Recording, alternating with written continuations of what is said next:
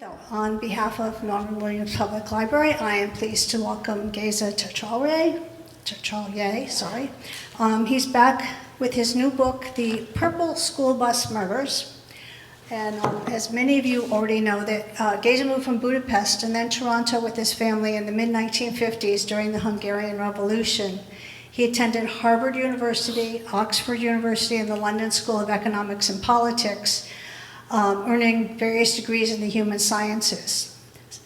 Professionally, he has worked in government, international organizations, finance, and environmental entrepreneurship around the globe. And all of these different facets of his life inform his writing for sure. And this evening we are celebrating the publication of his first mystery. I think you'd have to dig pretty deep to find a first other something. I just found out that it was featured by the Rhodes community as the book of the week just this past week. And my comment about having to dig deep into other genres, his other books include thrillers, memoirs, poetry, short stories, and kids' books, and on and on. So please help me welcome Geza. Thank you, Liza, for that wonderful introduction. It's a bit overdone, I think, but thank you. And thank you for arranging this launch of my first murder mystery here. It's my 19th published book, and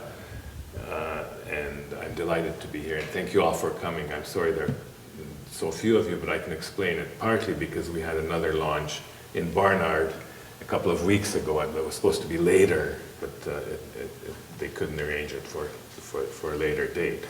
And some of you may have seen me at Woodstock on the Green with a table a few days ago with all of my books that are here. I only have 3 of them, including the latest one, as Liza said, and then also I'll talk about this one a little bit. And I'm just wondering if any of you have had a chance to read this book. This is The Mind Spins. It's my first short story collection. And the reason I'm mentioning it and brought it in is because the first short story in this book is The Purple School Bus. And it is really that initiated the whole process of writing this murder mystery. The short story actually serves in a slightly amended version as the first chapter of the Purple School Bus Murders. So as no doubt we have all experienced, wintertime in Vermont can fill one with a sense of foreboding. The atmosphere on a snowy afternoon, especially walking in the forest or on the side roads, can be rather ominous, as if something major and not necessarily good could happen at any moment. So I had always wanted to write a murder mystery set in the lovely winter atmosphere that this state has to offer. And as I said, writing the short story was the first step in this direction. So the story itself naturally emerged out of our long winter walks with my dear wife, often passing a turquoise school bus on Stackpole Road, which is just a few yards up from where we live. But then as we walk along there, there used to be, now there isn't, a turquoise school bus parked in a deserted field. That set off the thinking in my mind that this could be an interesting start for a short story. So that's what started it. So I'm going to start maybe by reading the slightly amended and abridged version of the short story from this book, which is also the first chapter, as I mentioned. Let me get it here. Here it is. So a strange old school bus painted a bright purple, or was it mauve, showed up a few years ago on a patch of mown grass along the trees just off Roland Road. I was shocked when on one of my usual walks I saw this brilliantly colored vehicle so out of place in the woods of rural Vermont. It wouldn't be going anywhere, considering the cement blocks in front of the tires and the flowers lovingly planted in the bed that ran along the side. Indeed, the dilapidated old vehicle was still in situ the next time I looped around the dirt roads a few days later. The bus became a regular, gaudy fixture, its garish violet jarring against the discreet forest hues that always made me smile. The following summer, it was still parked on the same patch of grass, the purple perhaps a little less brilliant, and next April, during my first hike of the season, I found that rust was starting to appear along its fraying bottom edges. Was anyone living there? Did someone spend time there when the snows disappeared, or at the least in high summer? It seemed that way because several times I noticed a half-empty jug of water or a black garbage bag under the bus. Once a screen tent stood behind it.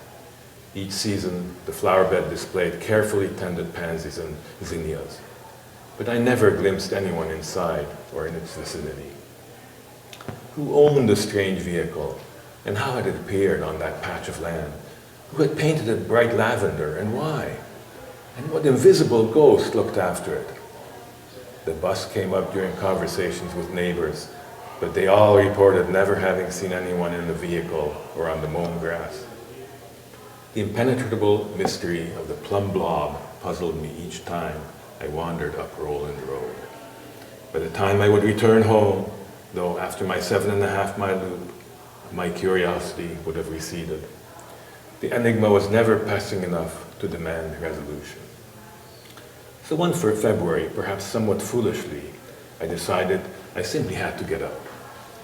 I had stayed indoors for several days because of the weather, and now I simply had to have some fresh air and exercise. The day was misty and freezing, with that bone-penetrating New England cold, and snow and ice made the dirt roads difficult to navigate. I set out on the shorter version of my usual loop. As I walked up Roland, surrounded by a gray fog that hung in the leafless trees, the lurid lavender bus stood out against the dusky white snow.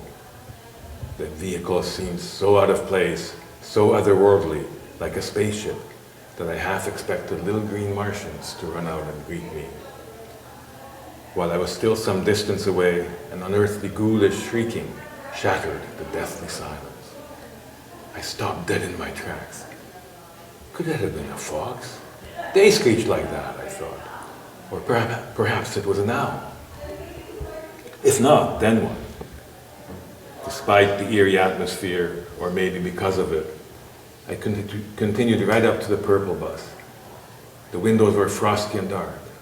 In all the years I had passed by alone or with a rare companion, why had I not checked it out more thoroughly? Why had I always continued on, blabbing away with someone, or immersed deep inside my brain without bothering to look inside? And why was the impulse to do so now so overpowering? Was it because I was alone? It was getting dark, and the snow was starting to come down?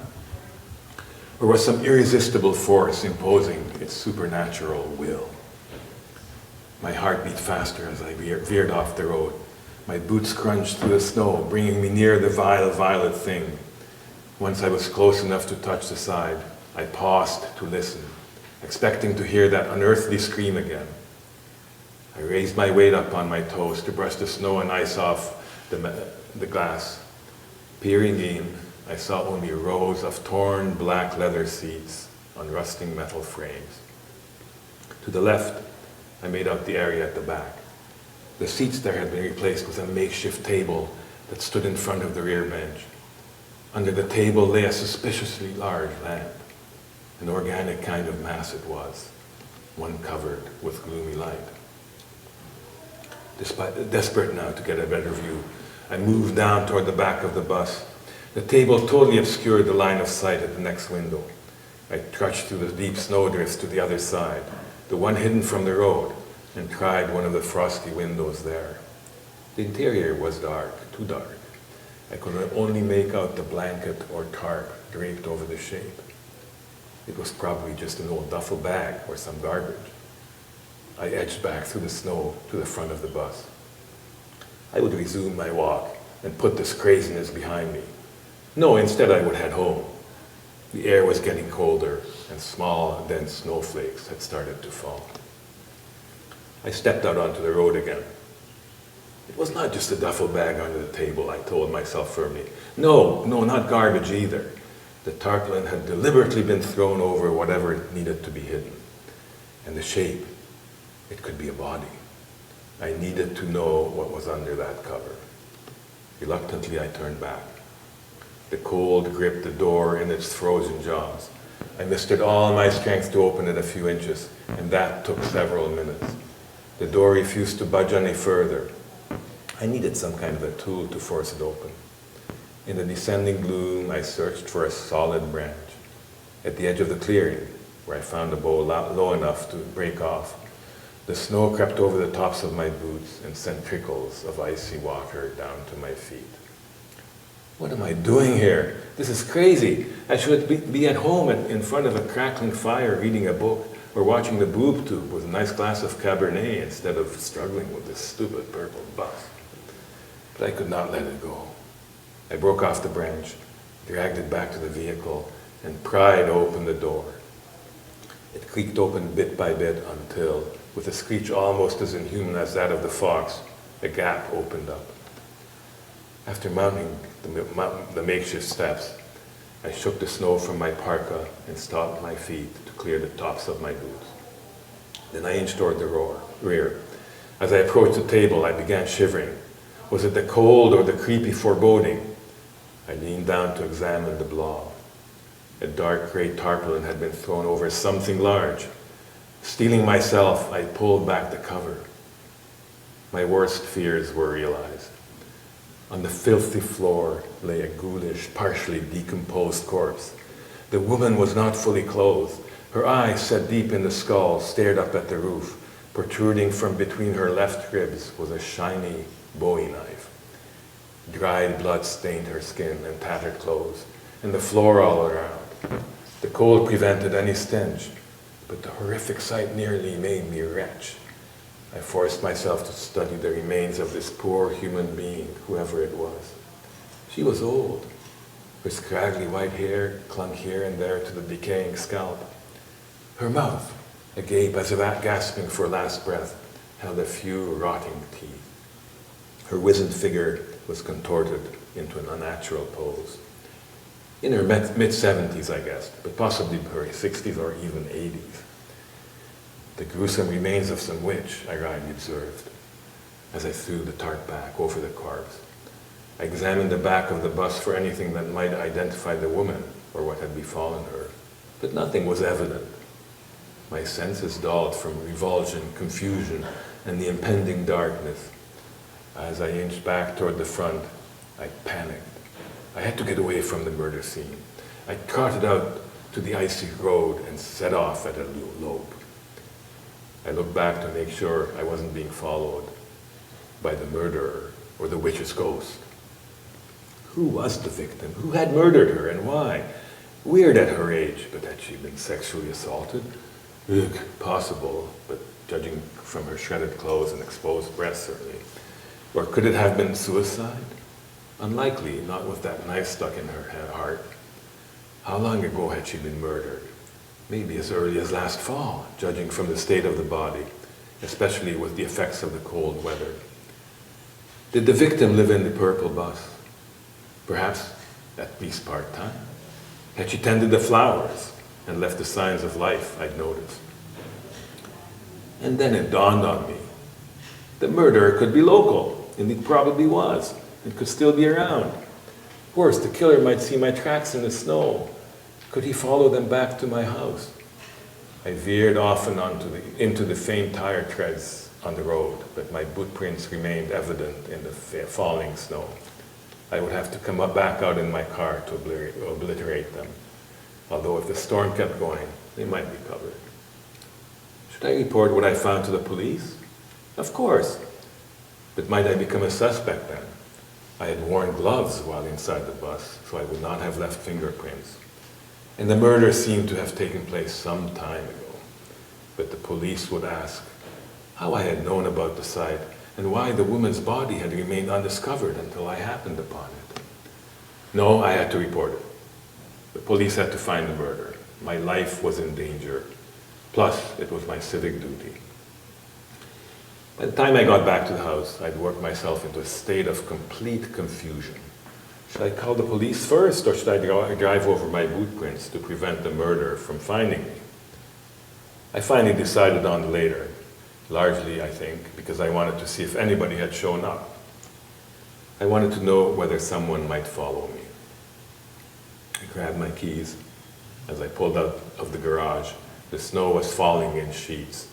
Any marks on the ground would be quickly covered, I sighed with relief. But hell, I was already in the SUV and turning out of my driveway, windshield wipers going full tilt, and the brights on. The purple bus wasn't far up Roland Road, which was seldom traveled and wouldn't be plowed until the following day. I turned slightly onto the dirt track. The tires crunched through the snow. As I approached the clearing, headlights cut through the curtain of falling snow. The vehicle must have been near the bus and facing in my direction. Could it be the murderer? There was no place to turn around. Besides, it was better at this point to pretend I was just taking a normal drive, with a goal going somewhere. I inched forward until I saw a pickup truck stopped on the side of the road by the clearing. A long-haired man with a goatee, positively Mephistophelian, stood beside it, calling to a dog gallivanting in the snowy clearing. The mutt ran between the bus's door and the man, yelping as if there was no tomorrow. The aging hippie, for that's what he seemed to be, waved as if he wanted me to stop. I hesitated. If I'd kept going, that would be unfriendly and appear suspicious. If I stopped to chat, who knew what would happen? I pulled up beside the truck and rolled down my window. "Hey man," he said, "I need some help." Terrible weather, couldn't be worse. I wasn't keen to assist a man who might be a murderer. "Bro, my pickup slid off the road. You gotta help me." No way in hell I was going to get out of the car. This weirdo might knock me over the head with a wrench, or stick a Bowie knife or a screwdriver in my side before dragging me into the bus with his other victim. "No, I'm sorry, I don't have any chains. Plus it wouldn't work. My SUV isn't powerful enough." "No worries, I've got a tow line. Let me hook it up. You just put your foot on the accelerator when I tell you. I'm sure your bloody Forester can pull my pick out of the ditch." Geez, was he already imagining blood in my cab? At least that meant I wouldn't have to get out. I don't know. "Fuck man, you're not going to leave me here in this godforsaken place in these crazy conditions?" I glanced over at the bus where the dog was yelping away. "Well, come on man." "Okay, but I'm not getting out." "Sure thing, I'll rig the shit up," he called to his canine. "Hey Gina, shut your trap and come over here and sit." Or was that meant for the dead woman inside the bus? Was her spirit talking to him? Was she called Gina too? I was starting to lose it. The hippie went over to his pickup for the tow line. His vehicle slanted sideways with the right wheels deep in the ditch. In the back of the truck was a tarpaulin, similar to the one in the bus, covering a mound. Oh God, no. He loaded the corpse into his bloody pickup, and I'm about to help him get away from the murder site and dispose of it before he kills me and dumps my body with hers in the forest where the coyotes and foxes will devour our flesh, and the ants and maggots will get what's left in this spring. I shivered, really regretting not having phoned the cops before coming back here on this stupid wild goose chase. They would have been here by now, and this murdering hippie would have been arrested. "Okay, man," he said, "you can start revving it up, all in one go." I hesitated. I could try to pull his truck out, we would succeed, and I might be able to give the police a description of the man in the truck. The license plate, yes, I had to memorize the number. But the plate was covered with snow and ice. It was already pretty dark. All I could see in the gloom was that it was green, Vermont. I put my foot on the accelerator and floored it. The engine strained, the pickup moved but remained inside the ditch. The two right wheels embedded even deeper in the snow. The hippie ran up to my window. "Man, this is no good. We need a plank or two to put under these wheels. You don't have a couple of boards in the back, do you?"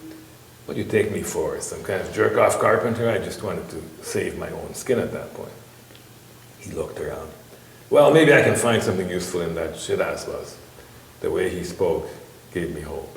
He didn't act like the place belonged to him, or been inside for that matter. Isn't that someone's vacation home, and you're just going to break in there? I certainly didn't want him to know that I'd also committed the crime of breaking and entering. Shit, man, this is an emergency. Why don't you go look for some blanks then? I'm not getting out of this car in this weather. That's your problem. Besides, I've got to go. My wife is going to wonder where I am. I wanted him to think that someone would come looking for me soon. Okay, I'll go. Just wait and give it one more try, please. I need to get this truck back on the road. I had no choice. My vehicle was still connected to his. The hippie trudged toward the bus with Gina at his heels. I touched the door handle. I planned to jump out, undo the cable, and hightail it away from this godforsaken place. He spun back around.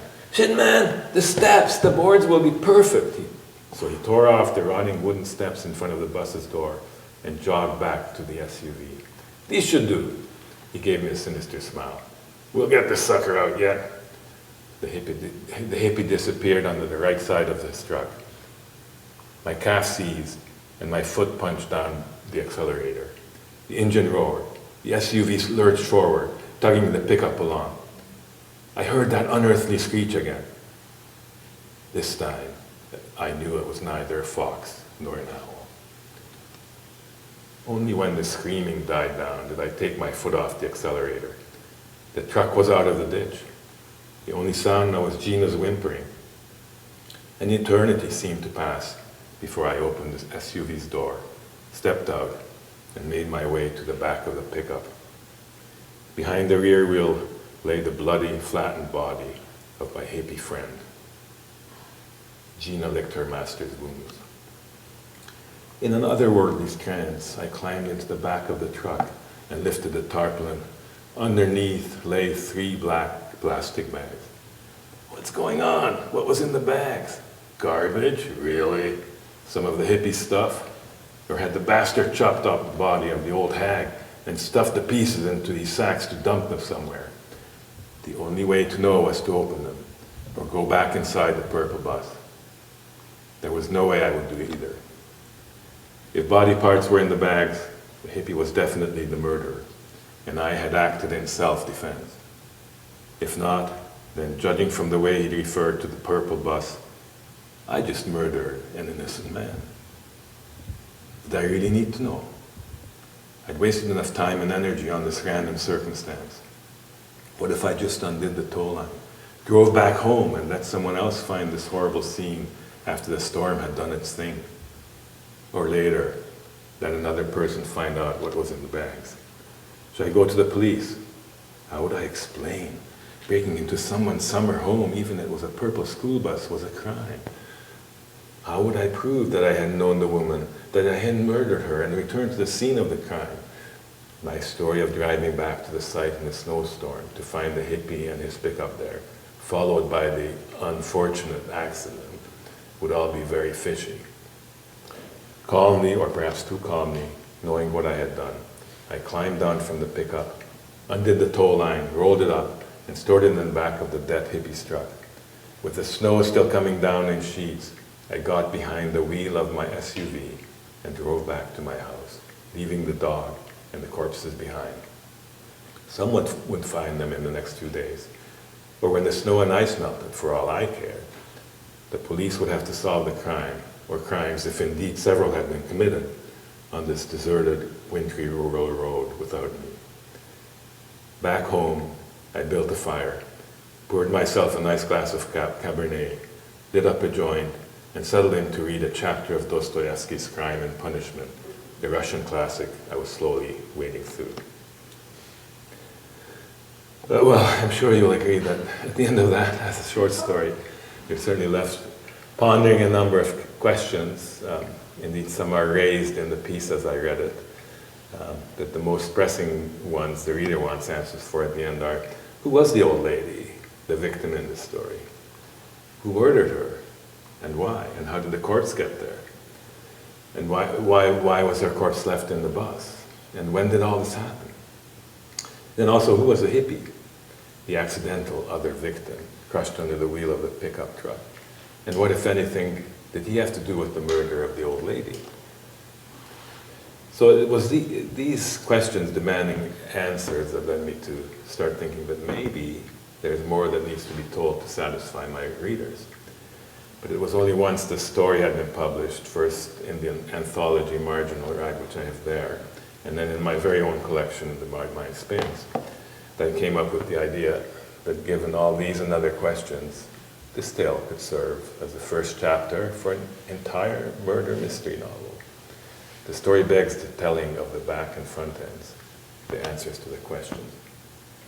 And interestingly, once I set my mind to trying to develop the story into a full-length murder mystery, as an experiment, I thought it would be interesting, and for me, novel as well as fun, to see how it would all evolve without an outline. No preconceived notions of the direction of the story.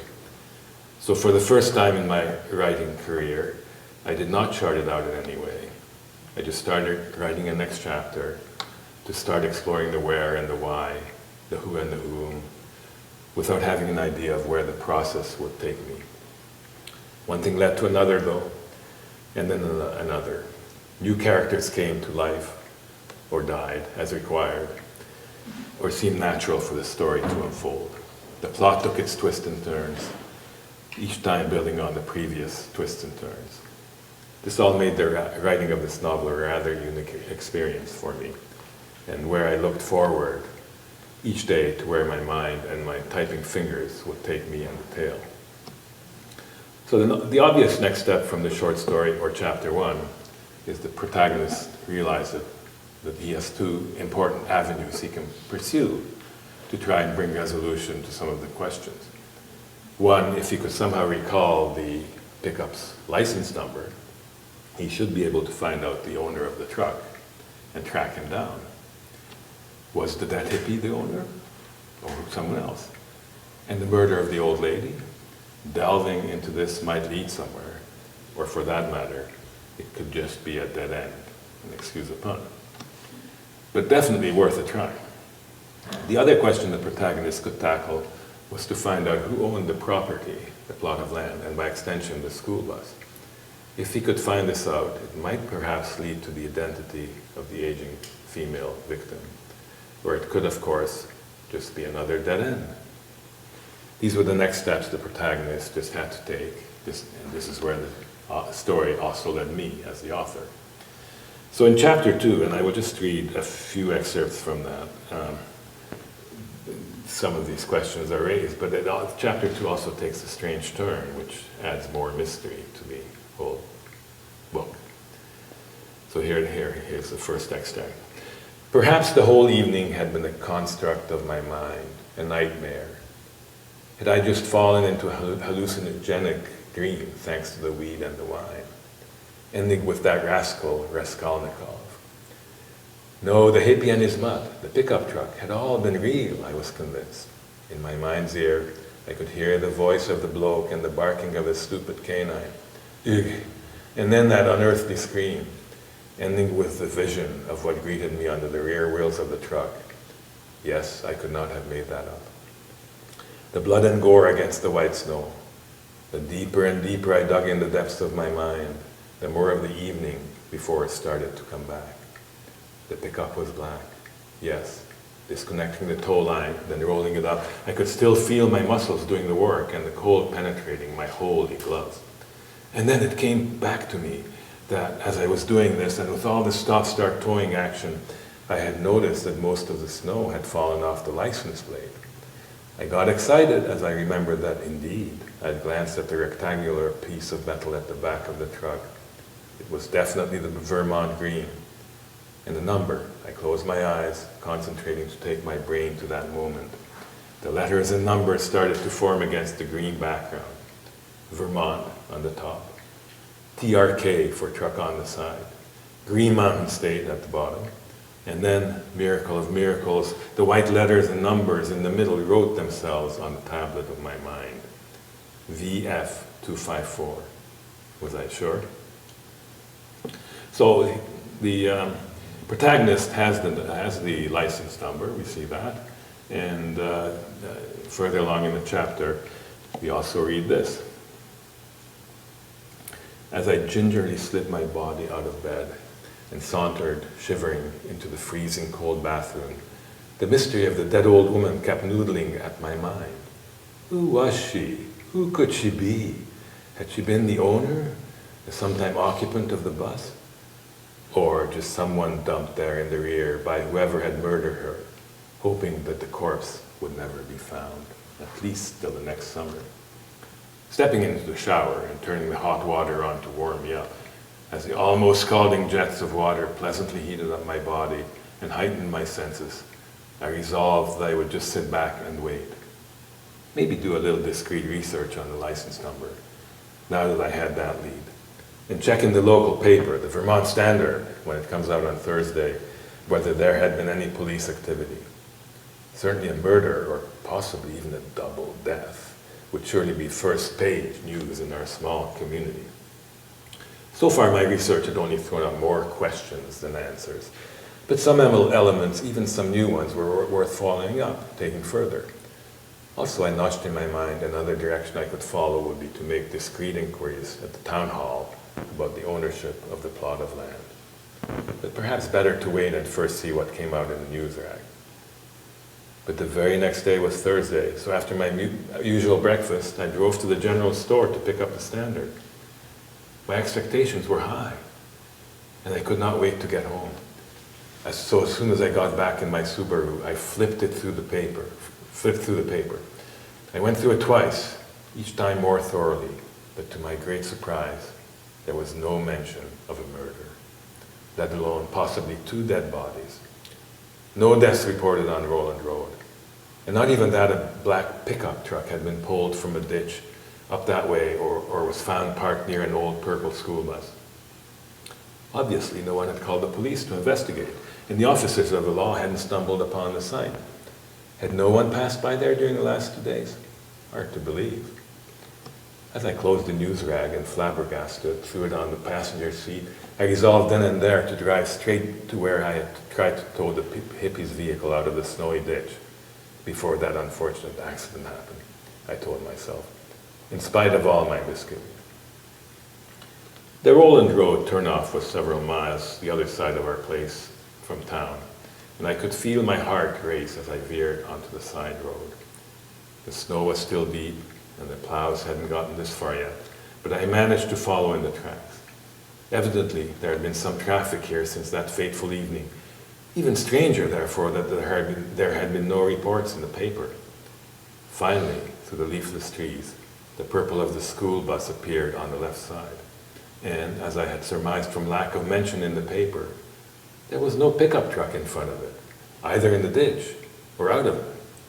No police activity, nothing obvious. I stopped my SUV, climbed out, and examined the tracks alongside. Although it was difficult to tell because of the snowpack that had formed since, it seemed to me from the indentations in the deep snow that indeed there had been a vehicle in the ditch and a struggle to pull it out, probably including my own valiant efforts, and then it must have driven off. There was no sign of the long-haired freak's crushed corpse either, not even a drop of blood tainting the pristine white of the snow, and certainly no yelping Gina anywhere in the vicinity. So had the guy survived then? Had I, in my panic, just imagined his crushed corpse behind the truck? But my memory of the blood and gore was so vivid. Well, the fact was that the truck was no longer there, and someone, it must have been the presumably crushed bloke, had driven it away. Who else could it have been? I emitted a sigh of relief. But then, was I just rationalizing again? I looked over to the school bus. Were those new footprints in the snow leading to the door? Again, hard to tell because of the snow that had fallen since my visit. The last person in my memory who had gone over there was a hippie to break off the planks forming the stairs. But those boards were back there, I saw. I trudged the snow to inspect them close up. Indeed, there were signs that they had been ripped off, then loosely put back, more or less in place, definitely not nailed, as they must have been when I trod on them on the way back when. So it seemed to me someone must have been here, Yes, to cover the dudes in my tracks. Really weird. And probably drive the truck away and clean up the hippie's corpse and all the mess. That must have been somewhat more likely than the long-haired pickup driver surviving and doing the cleanup and driving away. I switched my mind back into gear, and the next step I concluded, of course with some trepidation, would be for me to go and inspect inside the bus to see if the old woman's corpse was still there. I looked around to make sure no one was observing my actions before I gingerly tried to pry the door open. This time it moved slowly right away with just a little creaking. Inside it was dark and dank, and a strange smell wafted through the cold. I moved down the corridor, trying not to touch the mangled seat backs, and as I approached the makeshift table in the back, I already knew that something was wrong. The same dark gray tarp was there, yes, just loosely thrown on the floor, but it was flat on the ground with a few creases. There seemed to be nothing under it. I lifted it, hoping to find some sign of what I had seen during my last visit. But there was nothing. The corpse it had covered was gone. No Bowie knife, no decaying boobs, no shred of clothing, no blood stain, not even a hair as far as I could tell. Am I going crazy? But my anger and puzzlement were quickly replaced by fear. Something strange was happening. Things just did not compute anymore. I threw the tarpaulin back down and hightailed it out of the bus, back to my SUV, and quickly, perhaps too fast given the slippery roads, drove back home. I needed time to relax with a glass of wine and a joint to figure things out and decide what to do next. So of course, this all raises new questions. Who did the cleanup? Who drove the pickup truck away? How could they do it all without anything being noticed by anyone? It's quite clear from where we're leaving off that our befuddled protagonist has to pursue his research with the license number and the register for the plot of land to get any answers. So this is exactly what he proceeds to do next. And along the way, his investigation then leads him to a diplomatic family, a trio of classical musicians, a beautiful woman, several other murders, and in a somewhat strange direction for a murder in Vermont to an extremist group with a Russian connection. Now, before I go any further, I must warn you, a bit of a spoiler alert, but I do want to relay some of the information I picked up when I was doing my research, and I did research for this part certainly, and also explain the Russian connection. And as a brief explanatory note also for what follows, the Anna mentioned in the excerpt below eventually becomes the protagonist's love interest, and you will find out a lot more about her and her father, James Kreisky, if you read the book. So then here's the last short excerpt I'm going to read. I took a pile of Anna's father's files from the cabinet, noting that the first and thickest one was marked general in quotes, with the rest of varying amplitude being tagged with state names, focusing on the dangerous extremist groups in each of them. I started with the general one, and it proved to be highly interesting. The notes here detailed James Kreisky's research into the extent to which the Kremlin's forces had been supporting the rise and activities of these white extremist neo-fascist gangs throughout America and elsewhere, and how in fact James believed that there was a unit within the SVR, Russia's Foreign Intelligence Corps, responsible for financing, arming, and coordinating these groups, and that Putin had regular briefings on the activities of these groups, and no doubt gave them direction and guidance, as well as funding from a quasi-official source, all to undermine the democracies of the West. Very scary stuff indeed. In the other files I glanced at, he had at the very least a short write-up on each of the 1,600 or so extremist groups in the US, including number of members in each, names of the top echelons, whenever he could find them, the extent to which they were armed, and what kind of weapons they were reputed to have. Also their connections with other similar groups, domestically and internationally. He admitted that much of this aspect of his work mirrored that of the Southern Poverty Law Center and other entities, but his research went deeper and focused more on the connections back to the Kremlin and the SVR. It was all fascinating stuff, and I would think of value to the government's investigations into these groups. So a bit of a disconnect there, between the murdered old lady and the school bus in rural Vermont, the crushed hippie in the snow, and then these extremist groups funded by the Kremlin. But I'm sure you've all heard of the one in western Vermont near Rutland. That was in the news a few months ago. A Slate Ridge over by West Paula. And it was headed up with someone with a Hungarian name like mine, Bányai. But there are other groups here in Vermont too. There are 3 or 4 at least here. Although it was never proven that these groups have Russian connections, but they very well could. A disconnect, yes, but it all comes together in the book. So I think I will end it there, as I don't want to give any more of the story away, and I've read quite a few excerpts from the book. But you can rest assured there are some quite exciting twists and turns in the novel, and of course it's also in our state, so it's local. Our library here has a copy. I've got a few copies if you're interested in your own, and the Yankee Bookshop has them, and Amazon has them too. And there's an audio version coming out very soon on Audible, Amazon, and ACX. Thank you for listening to me, especially on a beautiful Tuesday afternoon. And if there are any questions or discussion, I'm happy to. I just like how you decided to just let the story write itself. Basically, isn't that what you said? Yeah, yeah. You sat down here and you're just kind of... Yeah, it just it seemed natural that once I start writing, starting with the 2 obvious questions first, following the track of the license plate, that led to something, and then that also then led to something, new characters, etc. And similarly, the land register, following that line, led to certain things, and then the story evolved, and it was a fun process for me to do it that way. Yes, ma'am. Yeah. I too am interested in that part that you just let it go and you follow the story.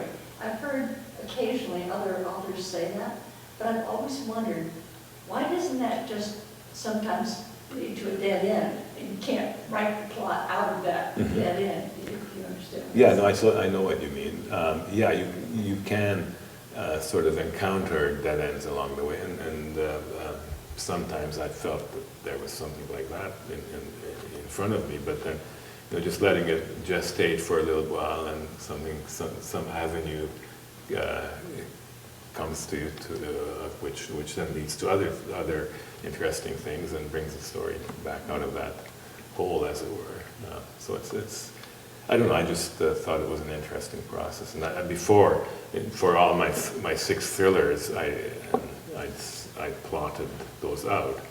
But even then, there were new elements that came out and new twists and turns that came about. But I sort of had an idea of where I was going with them. But not with this. I had no idea that I would get into extremist gangs. But somehow, I guess, in the middle of the night, I may have just heard about this extremist gang in western Vermont, and there was also the Wagner group. I'm sure you remember that. Was very much in the news, a similar mercenary group, and that was active in Africa and similar groups all over Europe.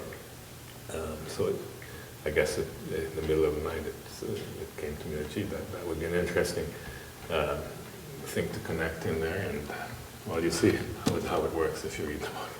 So next time that you write, because you will you do the same? I mean, have you found that this way more satisfying than the other way? Or Well, depends? it depends. It's very satisfying. I'm working on another Vermont murder mystery, which has been in my mind for quite a while, and sort of where it might end up.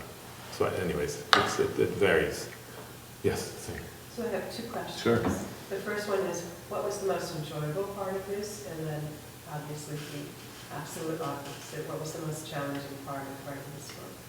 Well, the most enjoyable part was walking past the purple school bus with the turquoise school bus with my wife, which set the whole thing off. I guess I'm being a bit glib. No. Well, just getting it all together, and then finding these new elements like the extremist group we were just talking about, and then seeing that each murder sort of led to something else, which was perhaps going to evolve into a murder. The most distressing element was, I guess, describing those corpses and what yeah. But you sort of have to, I guess, get into it. But in a murder mystery. Thank you. Those were good questions. And anything else? Yes. Did you know a lot about extremist groups either here or across the country before you began this? No. Did this lead you to research? Yes, this led me to research, and that's partly why I wanted to end with that. Is that, gee, I found out that there are 1,600 such extremists. And that was truly terrifying. Yeah, that was truly terrifying. Exactly. That goes to your question too, and that they're active in the country, and many of them, most of them are armed, heavily armed, and can do quite a bit of damage. I mean, look at the Wagner Group, where they led a coup in Russia, which was put down by Putin, but and ended in the murder of the head of the Wagner Group, Prigozhin, in a plane crash, so-called plane crash. But yeah, no, it's a very interesting thing that these groups exist. Actually, I mentioned the Southern Law Center. They're the ones who've done most of the research on this. So there are other groups too. But yes, no, that was interesting. Great. Well, thank you all for coming. Thank you. Thank you.